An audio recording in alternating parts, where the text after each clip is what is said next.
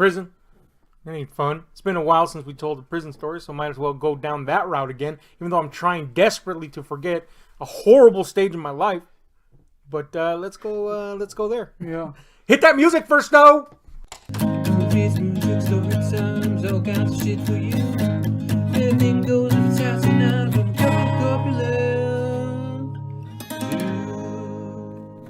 So here's the thing, man. In prison, you have to find your footing. I mean, obviously, unless you're a fucking old school, been there, done that, not your first rodeo type. Or you have a mega boot. Then you haven't figured prison out yet, and you have to kind of, find your place. So I did that, for the first about 3 years, trying to find where I belonged, how I belonged, and what I would do to pass the time. Recently, one of our viewers asked us to make a video about pastimes in prison. And we're going to address that towards the end of this one, but I'm going to start with a story first. And it's about my first pastime, if you will.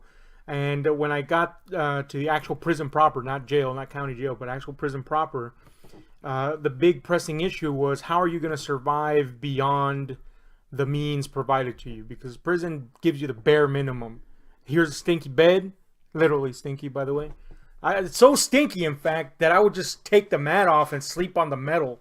That's good. In the summer, it provided a griddle-like scent to my flesh.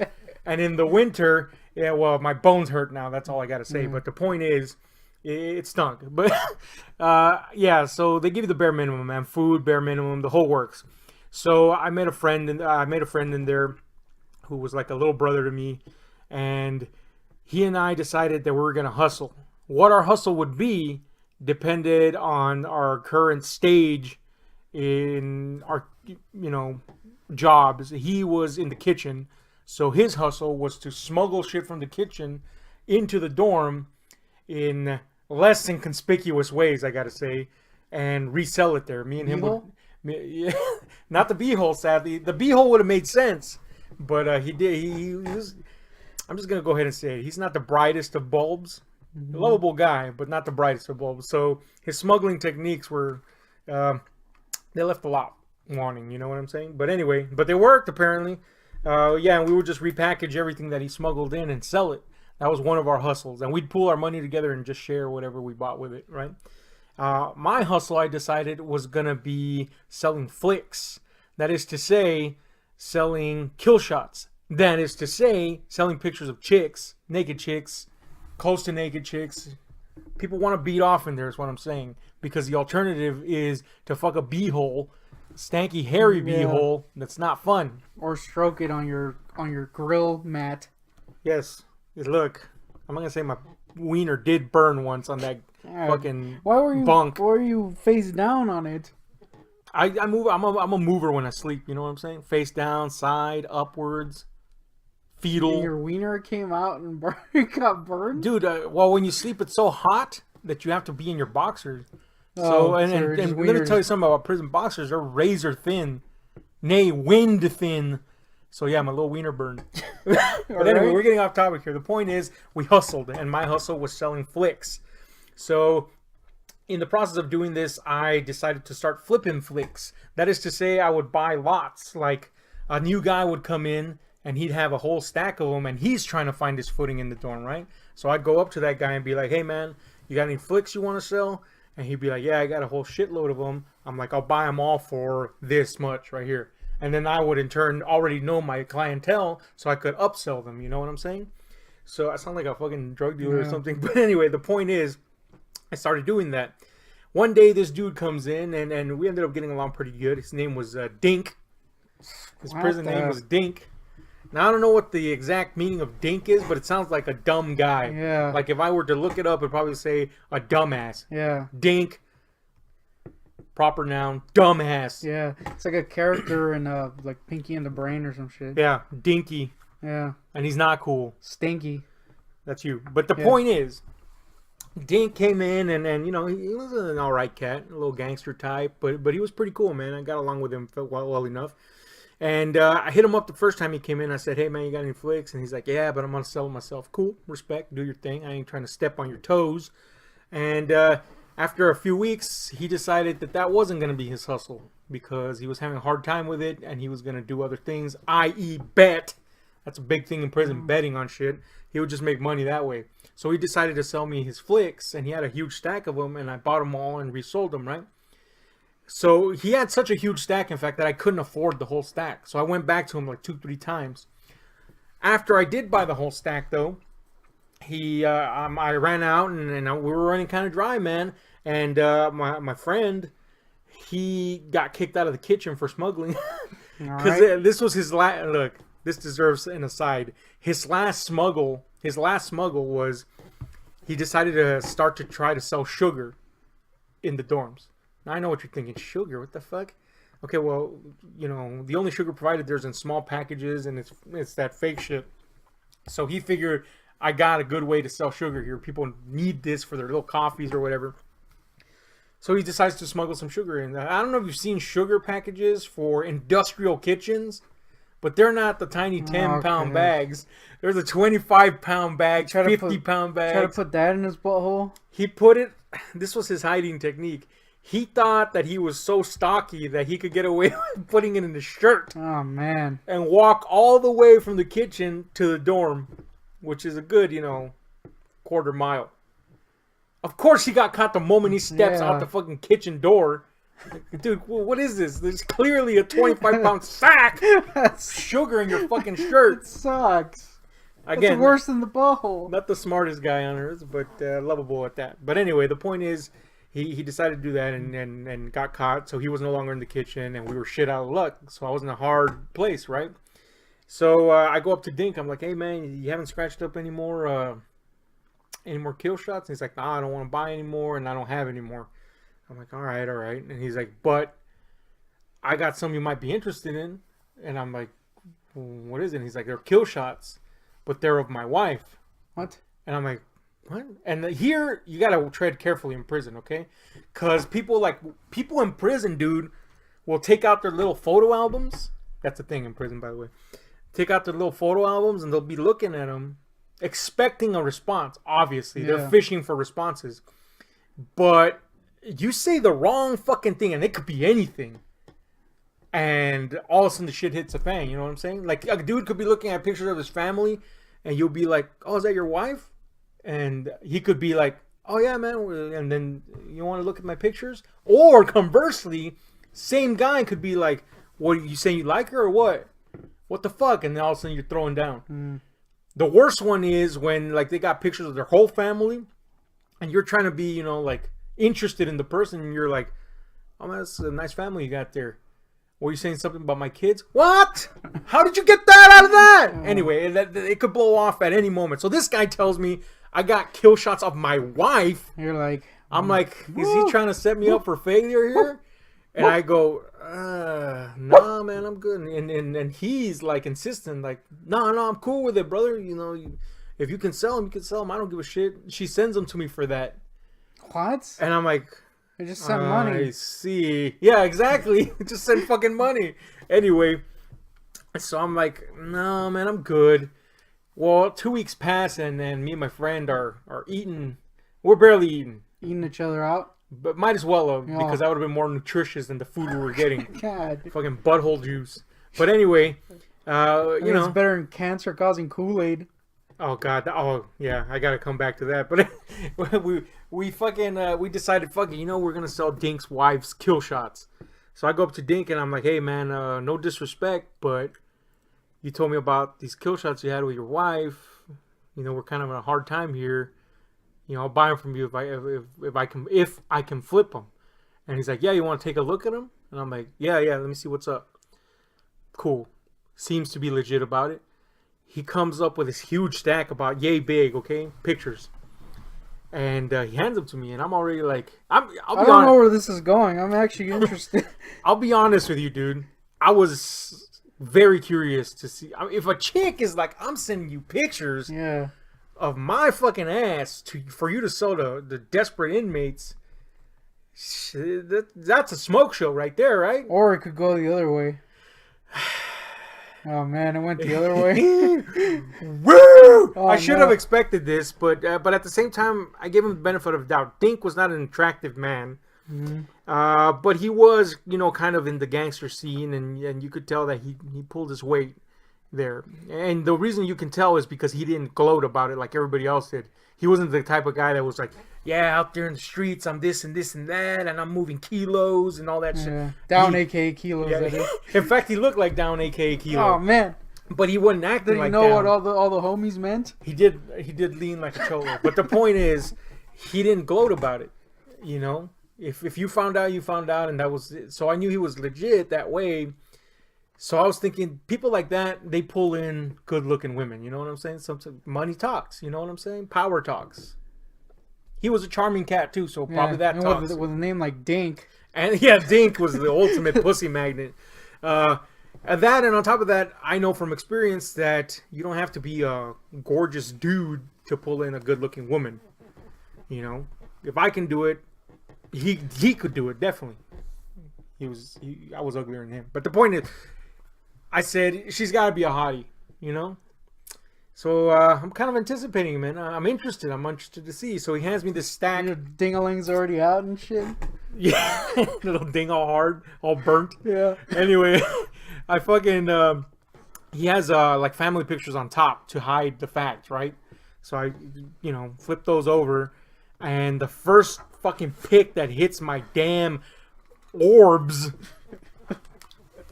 Oh, man. Let's just say I wish it was my eyeballs that had been burned, not my penis. Dude, look. Oh man. There's nothing wrong with a big woman. Uh-huh. I like big women. Yeah. There's some very attractive big women. We're all But there's- Barcelonas. Yeah, and we're huge. We're not attractive, but we're huge. We're not hating on a corpulent lady. Because if you can pull off a look, you can pull off a look. There's skinny women that are pretty. There's medium-sized women that are pretty. There's big women that are pretty. And there's skinny women that are ugly. There's medium women that are ugly. And there's big women that are ugly. Okay? And it's all objective. I may think something is ugly and you don't. That's what I'm saying. I am pretty 100% sure that you would think this fucking harpy was hideous.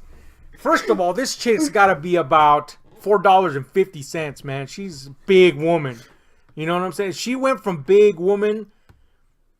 First of all, she was like 10,000 miles away from curvy. She was straight up ball status. You know what I'm saying? Like an orb woman. Yeah, she was a big woman. And she went from big woman status to downright, fucking, oh man, I don't know, Greek mythology proportions. She was big, man. And, sometimes big women are, like I said, they can be curvy. This woman the only curve she had was the eternal circumference of a fucking sphere. Shit, man, she was huge, and then and he wasn't kidding. These weren't like personal pictures, like, hey baby, I'm sending you this little pic. These were pose pictures. Yeah. You know what I'm saying? Sticking the little butt out, arching the back, fucking long haul hanging out and shit. Touching the floor. Wearing a teddy in one set. That's right, a set. Oh no. And Who's taking these pictures? Exactly. Look, I'm not gonna say that I really wanted to ask Dink Yeah. that, but that would have breached some sort of code of conduct, and I didn't want to get punched in the face or a 400-pound fucking titan. I don't know. It's kind of worth asking. But yeah, man, this lady was huge, man. Lingerie shots. Here's the worst part: she had friction brownness in between her thighs, Oh yeah. and there was a lot of fucking spreading shots. Oh no. And let me tell you, the lingerie eventually came off. Oh, I thought you couldn't send me. You can't. That's the thing. But if they're family photos, they usually don't go through them. It's when Oh. you get photos from like a company that sells kill shots. Yes, that's a thing in prison. There's companies that cater to people wanting kill shots. What? They'll usually go through those. But if you get a family stack, maybe they'll go like this and whatever, So Or he got away they with saw those. that and they're like, yeah, throw them in Yeah, there. there's nobody getting off to these. So yeah, man, it was the most atrocious fucking thing ever. So now I'm in a rock and a hard place because I have to deny this purchase. Yeah. There's no way I'm gonna sell these turds. Short of a cat box, there's no one that wants these. So I'm like, man, it took me like a good 5 You could minutes. sell them for toilet paper. Look, this is what I did. I bullshit. I said, okay, look, brother, I don't have money right now, but let me wait for my friend, the one that was smuggling, to come in, because he was going to school at the time. I go, let me wait for him to come in and see if we can pull something together. And he goes, I thought I was out with that one. He goes, oh no, you can pay me later. Oh man. Thankfully, in prison, you don't do shit like that. You don't go, all right, I got you. You don't owe anybody anything. Yeah. That's foolish. So I'm like, nah, man, I don't do the owe thing. And he's like, no, I'm good. You know I'm good. I'm like, I know that, but I just don't do it by principle. And he's like, all right, all right. So I wait for my friend to come in. We confer, and he wants to see them. I'm like, dude, trust me. You don't. Morbid curiosity aside, you got to leave these alone. But he's like, he tells me, well, I can just tell him that, we don't have anything because I got dropped from my kitchen job. So I'm like, all right, let's try that. And that's how we got out of it. But let me tell you, man, I still can see those pictures. They were atrocious. Somehow I can see them. Yeah, it's easy to imagine, man. Yeah. Anyway, that was one of my pastimes, man. That consumed a lot of time. And here's the thing about prison. Time is your worst enemy. Or you could make the best of it. A lot of people talk about how dangerous prison is, which it is, about how dehumanizing it is, how much of an impact it has on your psyche, etc. All true. All very pressing issues. But really what kills you in the long run is the wait.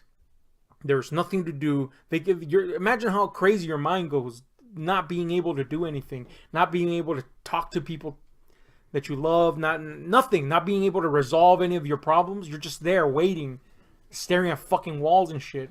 So a lot of people say don't make friends in prison because nobody's your friend. I made plenty of friends, but that's because I got along with people in a good way. I think they saw maybe that I was a genuine cat, and I've met a lot of good people.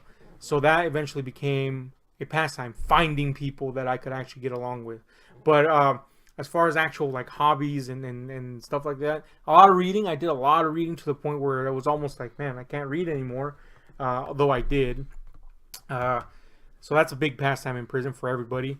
Another pastime, for me for a long time was drawing, and I would do it for money. You know what I'm saying? That was a hustle for me for a while, and I got pretty good at it, but I got bored of it because it's not a thing I'm passionate about. So that went by the wayside as well. And after that, I would pass a lot of time by not only fostering friendships with people, but doing stuff for people. Now, this is a hard line to walk in prison, because if you're a pushover, if you're seen as a pushover, I should say, if you're seen as someone that could be taken advantage of, then you're going to be doing stuff for people that you don't want to do. I was doing it. Stroking off dudes. Well, no, thankfully I wasn't stroking off dudes. Oh. Although there was a guy in there who did that for money. But anyway, I guess that's better than offering your butthole for money. But anyway. True. I would, here's the thing in prison, okay? Like, they give you tiny soaps like this big that burn, by the way. Or you could buy a bigger soap that's still small compared to real soaps. The reason they're so small is because a weapon in prison is to fill a sock with soaps and, big soaps, and fucking knock people on the head with them. So that's another reason why we didn't have batteries in our prison, because of that same weapon technique. But why would you need batteries? Same thing. You put for radios and shit. Dildos. Not dildos. Although chicks have dildos, they just make them though. But anyway, Out of soap. Not out of soap. That would burn your butthole, bro. Or I guess in their case, the vagina. I might have revealed something about myself. Yeah, Soap dildos. I was about to say, what the shit? How did you know? Anyway, trust me, dude. The first 2 weeks that I was in prison, You put a dildo in your... the fucking soap was so strong. The lye and the pig fat in it is so fucking strong that my skin was, like a dry fucking octopus, fucking pulpo seco. I guess. Like, imagine octopus skin all dry and shit. Okay. Like gummy and it feels like it's gonna fall apart. Okay. I know what you mean now. I was confused. That's how my skin was because of this soap. It took me a while to get used to it. Anyway, a big thing in prison is to make a bigger soap out of the tinier soaps. And they'll pay people for it. They'll be like, "Hey man, I'll give you 50 cents for you to make my soap." So what I would do is I would just make soaps for people and not charge them.